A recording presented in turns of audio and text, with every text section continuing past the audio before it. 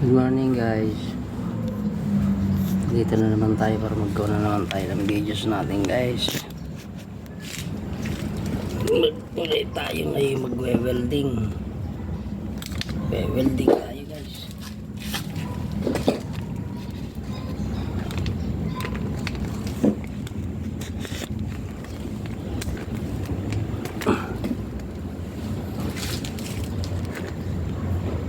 Welding tayo.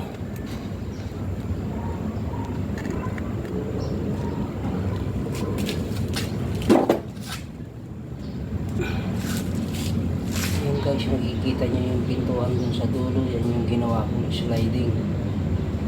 Ayun, gagawa naman tayo ngayon ng mga pan guys, patunan ng kalan.